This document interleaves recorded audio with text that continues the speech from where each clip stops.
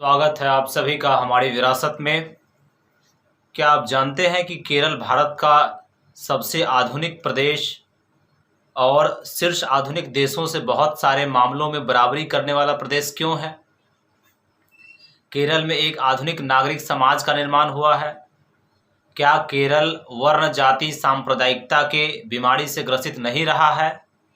अगर ग्रसित रहा है तो वह उनसे मुक्त कैसे हुआ? वे कौन थे जिन्होंने केरल को इन घातक बीमारियों से मुक्त किया और आधुनिक केरल की नींव डाली? ऐसे ही व्यक्तियों में पहला नाम श्री नारायण गुरु का है। वे ओबीसी में आने वाली एजावा या एझवा समुदाय जिनको कहा जाता है, वो एझवा जाति से आते थे। आधुनिक केरल के निर्माण में उनकी भूमिका को जी अलोसियस रेखांकित करते हुए कहते हैं, केरल के सबसे निर्णायक ऐतिहासिक काल में एक सक्रिय सामाजिक, राजनीतिक और धार्मिक सुधारक के रूप में उन्होंने करीब 4 दशकों तक अपनी भूमिका निभाई।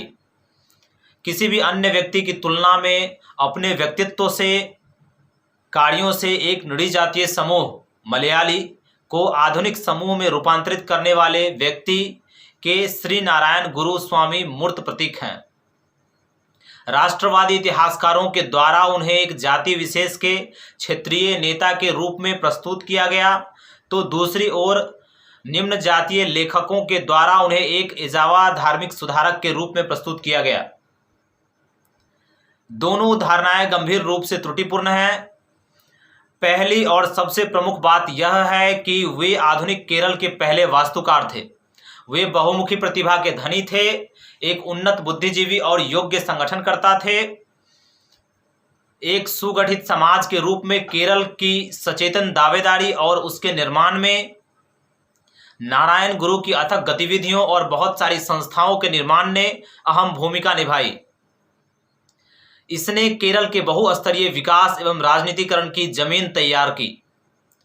ऐसे महामानव थे नारायण गुरु, जिनका आज स्मृति दिन है। आज ही के दिन वो हम सबको छोड़कर चले गए थे। गुरु के समय में केरल में जाति पाति का भेदभाव चरमोत्कर्ष पर था। पूरा समाज ब्राह्मण और गैर ब्राह्मण की मजबूत दीवारों से बटा हुआ था। गैर ब्राह्मणों के बीच भी बहुस्तरीय श्रेणीगत बंटवारा था। ब्राह्मणों ने यह तय कर रखा था कि किस गैर ब्राह्मण को उनसे कितनी फीट की दूरी पर रहना है। कुछ जातियां ऐसी थी जिनको देखने मात्र से ही वे अपवित्र हो जाते थे। गैर ब्राह्मणों के एक बड़े हिस्से को छाता, जूता, कीमती पोशाक व गहनों के इस्तेमाल की सख्त मनाही थी। सरकारी स्कूल एझवा व अन्य निम्न जातियों के विद्यार्थियों के लिए बंद थे। महिलाओं से अपेक्षा की जाती थी कि उच्च जाति के प्रति सम्मान प्रकट करने के लिए अपने शरीर के ऊपरी भाग पर से कपड़े हटा ले। अधिकांश गैर ब्राह्मणों को सरकारी नौकरियों में प्रवेश की इजाजत नहीं थी। मंदिरों में प्रवेश की मनाही थी। वे सार्वजनिक जगहों का इस्तेमाल नहीं कर सकते थे। गैर ब्राह्मणों में नायर की स्थिति अच्छी थी। वे काश्तकार कहे जाते थे और सैन्य भूमिका का भी निर्वाह करते थे। वे खेतों के मालिक भी थे। उनके खेतों में विशेषकर दलित काम करते थे। बीच का एक स्तर था जिसमें एझवा जाति भी आती थी, जिसमें नारायण गुरु पैदा हुए। इन्हें एक निश्चित समय पर लगान पर खेती करने को मिलती थी। दलितों को कुरावा, पुलाया और पड़िया के रूप में जाना जाता था। आदिवासियों की स्थिति इनसे भी बदतर थी। ये उस वक्त केरल की सामाजिक संरचना थी जिस वक्त केरल में नारायण गुरु पैदा हुए। इनके पिता, जो कि संस्कृत के विद्वान व वैद्य थे, जिनका नाम मदनासन था, वो एझवा जाति से होने के बावजूद भी वो संस्कृत के विद्वान थे। इनकी मां का नाम कुट्टी था और इनका जन्म 26 अगस्त 1854 को, कहीं कहीं ये बताया जाता है कि इनका जन्म 56 को हुआ था, केरल की राजधानी त्रिवेंद्रम से सटे पूर्व चंपदंती नामक कस्बे में हुआ था। 5 वर्ष की आयु में इन्हें ग्रामीण पाठशाला में भर्ती किया गया। ये बचपन से ही तीक्ष्ण एवं कुशाग्र बुद्धि के थे। उनकी पढ़ाई का प्रथम चरण 14 वर्ष की आयु में समाप्त हुआ। बचपन में इनको नानू के नाम से जाना जाता था। इन्होंने मलयालम, तमिल और संस्कृत की अच्छी जानकारी हासिल कर ली थी। 15 वर्ष की आयु में इनकी मां का देहांत हो गया। इस घटना से वे बहुत विचलित हुए। अपनी मां की शालीनता व दयालु प्रकृति से नारायण गुरु बहुत प्रभावित थे। इस घटना से उनके मन में वैराग्य की भावना बलवती हुई। एक बार जब वह चेचक से पीड़ित हुए तो दूर जंगल में एक सुनसान मंदिर में जाकर रहने लगे। वे असह्य पीड़ा को सहते हुए आसपास के घरों से जो कुछ मिलता उसको खाकर वहां रहे। ऐसा उन्होंने इसलिए किया ताकि घर में उनके वजह से और किसी व्यक्ति को परेशानी न उठाना हो। इससे उनकी मजबूत इच्छा शक्ति का पता चलता है। उच्च शिक्षा के लिए उन्हें रामन आसन के स्कूल में भेजा गया, जहां नायर लड़के ही ठहर सकते थे। रामन आसन भी नायर थे। वहां के ही एक एजावा जाति के ही परिवार में उनके रहने की व्यवस्था हुई और उस स्कूल में वो उच्च शिक्षा के लिए अध्ययन करने लगे, पढ़ने लगे। श्री रामन आसन के स्कूल में इनके गुरु इनकी क्षमता को देखे, परखे और शिक्षक ने उन्हें कक्षा का मॉनिटर व अपना सहायक नियुक्त किया। 1819 में इन्हें पेचिस की बीमारी हो गई, जिससे इनके पठन पाठन का सिलसिला बंद हो गया। नारायण गुरु अब अपने सामाजिक दायित्वों के निर्वहन की ओर अग्रसर हुए। उन्होंने सर्वप्रथम 2 पाठशालाएं शुरू की। उनकी पत्नी का बहुत कम उम्र में ही देहावसान हो गया था। उनके पिता की मृत्यु भी सन 1884 में हो गई। उनका संपर्क पनमुखम दास कुंजन पिल्ले से हुआ। वे भी किसी ऐसी सामाजिक व्यवस्था के पक्षधर नहीं थे जिसमें किसी एक जाति का वर्चस्व हो।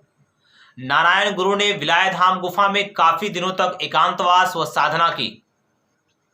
उन्हें आभास हुआ कि विश्व के सभी मानव एक हैं।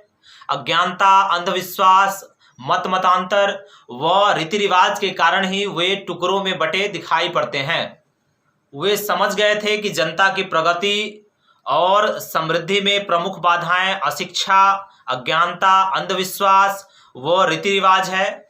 उन्होंने लोगों को बताया कि सशक्त होना है तो संगठित हो और स्वतंत्र होना है तो शिक्षित बनो। जाति व वर्ण पर उन्होंने कठोर प्रहार किया। केरल की उस वक्त की जो अमानवीय और भेदभाव वाली अन्यायी व्यवस्था थी, उसको बदलने और मानवीय व्यवस्था को समता, स्वतंत्रता, न्याय, बंधुता पर आधारित समाज को बनाने के लिए नारायण गुरु ने खुद को समर्पित कर दिया। उन्होंने इसके लिए अपनी पूरी जिंदगी लगा दी। लोगों को इस ज्ञान से, इस विचार से अवगत कराने के लिए, उनमें प्यार जगाने के लिए नारायण गुरु ने लोगों के बीच आने की सोची। वे अब गांव-गांव में घूमने लगे। उन्होंने इस दौरान मठ, कताई बुनाई का केंद्र, शिक्षा को बढ़ावा देने के लिए स्कूल, पुस्तकालय, कृषि फार्म, अनाथ महिलाओं के आश्रम व आयुर्वेदिक औषधालय, इस बीच उन्होंने ये सारी संस्थाएं स्थापित की। उन्होंने अलवय में सन 1914 में एक आश्रम की स्थापना की। आश्रम में सभी धर्मों के अनुयायी अपने अपने ढंग से पूजा प्रार्थना कर सकते थे। वहाँ विद्यार्थी चाहे जिस जाति अथवा धर्म के हो, नदी में साथ साथ स्नान करते, पढ़ते व भोजन करते। श्री नारायण गुरु ने ओरु जाति ओरु मदम ओरु दैवम मनुष्यन का नारा दिया, जिसका अर्थ है एक जाति, एक धर्म और एक ईश्वर मनुष्य। यह नारा ईश्वर और धर्म के चंगुल से निकालने का, उस वक्त लोगों को निकालने का नारा बना। इसने केरल के पूरे समाज को एक सूत्र में जोड़ने की जमीन तैयार की। 1903 में नारायण गुरु ने श्री नारायण धर्म प्रतिपालन योगम SNDP की स्थापना की। इस कार्य में महाकवि कुमारन, आशन और डॉक्टर पल्पू की भी अहम भूमिका थी। उन्होंने नारायण गुरु का सहयोग किया, उनका साथ दिया। उनसे गांधी जी, रविंद्रनाथ टैगोर व विनोबा भावे भी उनके आश्रम पर जाकर उनसे मिले थे।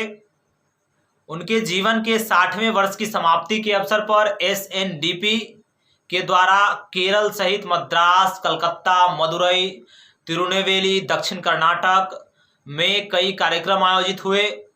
श्रीलंका और सिंगापुर में भी कार्यक्रम आयोजित हुए।